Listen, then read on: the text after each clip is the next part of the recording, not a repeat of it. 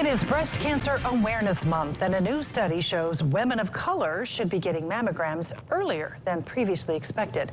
The study from Georgetown University found that earlier mammograms may help reduce racial disparities for breast cancer patients.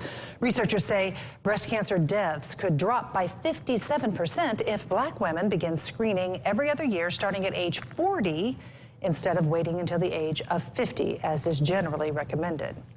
And a local lawmaker is using her voice to spread awareness about breast cancer. Melinda Gibbons-Prunty represents Kentucky's 15th House District, serving Muhlenberg and parts of Hopkins County, and she was recently diagnosed with breast cancer herself. And I'm very happy to see her joining us today, looking very healthy. State Representative Prunty, first and foremost, how are you doing?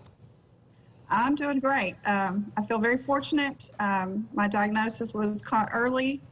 I had a lumpectomy. I don't have to have chemo. I've started radiation, and right now it's basically getting up early to go to radiation is what's making me tired. So. Well, I'm so glad that we have a good report and you're doing well. We're very thankful for that. Now, you were first diagnosed just in July. Tell us your story. How did you find out you had breast cancer? Well, I just went for my annual regular physical and annual mammogram, and they called me back in the afternoon for a few more images and ultrasound. And the radiologist, they put me on, the radiology tech put me on the phone with the radiologist in Ellensboro, and he said, "Do you have a family history?" And I said, "Yes, my mother had it in 2004. And he said, "Well, that spooks me a little bit more." So he said, "I think you need a biopsy." So I had underwent a radiology-guided biopsy, and it was malignant. And subsequently saw the surgeon and had an MRI. And I saw the oncologist before that, before I had the MRI. I was trying to speed everything up. I was trying to figure out when I had to do everything to kind of get the ball rolling. Yeah. But I had MRI, and I ended up having a lumpectomy on September the 1st. And then I had to wait a couple more weeks to get my results of my oncotype and my BRCA gene type or testing. And they were both negative, fortunately. Right. So I started radiation a week ago last Friday, and I only have to have 16 treatments. I'm supposed to finish up on the 29th of this month. And that's so great. That's kind of my story. So that is good to hear that you're doing well. The things you talked about, those types you talked about, are markers that indicate a more serious type of breast cancer. Now, your mother, you just mentioned, your mom had breast cancer in 2004. Because of that, was this possibility on your mind? How did you react to the news? Well, when he said he thought he saw something, I just prayed that it was nothing or what Mom had, because Mom, and she had to have a lumpectomy and radiation only, no chemo, and she was on tamoxifen for a while, and she's 93 now. So I just thought, you know, it's everybody's got to do something, and so I've leaned heavily on my faith, and I consulted a dear friend who'd had a double mastectomy several years ago, and she coached me on the questions I needed to ask when I saw my surgeon, and I had my legal pad with all my questions when I went to see him, and I told him, I said, she had to have chemo prior to surgery, and he said, "I don't think you're going to need chemo." And he told me that if he had to go to Walmart and pick a cancer out, this is the one he'd pick. It's 2% recurrence rate, and he said most women, they have recurrence if they don't follow their plan. So I had a little bit of a scare because it was a little bit bigger than what they thought, and that can move you into a different stage. But unfortunately, when the oncotype came back and it was 0, then that kept me at a stage 1 and no problem. So well, that's kind of how I've addressed it. My bigger concern, I told him, the surgeon told me, he said it usually comes down in decades. My mom was diagnosed in her 70s. I'm being diagnosed in my 60s. The concern was more turned towards our daughters. We have 3 grown daughters, and we have 3 granddaughters, and soon to be 4, hopefully. But he said they would need to start being tested at 35.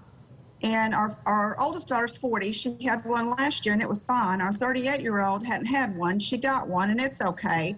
And our 34-year-old daughter is going to knows she needs to start next year. So, so that's kind of where our family is with it. Well, you know, you mentioned your friend that counseled you and kind of gave you some questions. Talk about the important. Now, we have those questions on our website, so folks can go if they're interested to find out what questions are good to ask. But talk about the importance of those questions. How important it is for people to ask questions and know the right questions to ask. She was a triple negative, which is the worst kind you can have. So, is it progesterone sensitive? Is it estrogen sensitive? What's the HER2 score? What's the metastatic score? What's the size, the tumor size? All those questions are important to know, and then the doctors can explain that when you get those results. But it's the question of asking if I needed chemo prior to, and he told me he didn't think I needed it because of my results already. So. Right. What I'm getting at is I think it's so important for you and for any woman in this kind of situation to be able to ask questions of their doctor, have that dialogue so that they know more what they're getting into. We don't have a whole lot of time left, and I really appreciate the fact that you are putting a voice to this. You're being an advocate for women, the things that they need to do. I want to give you these last few seconds that we have here to really get your message out there about what you want women to do here to fight breast cancer. Well, I just want them to get their exams every year, get their physical and their annual mammograms, and catch it early if they have an issue. If they know they have a family history, talk to their primary care provider about when do they need to start. You mentioned 50 at the beginning.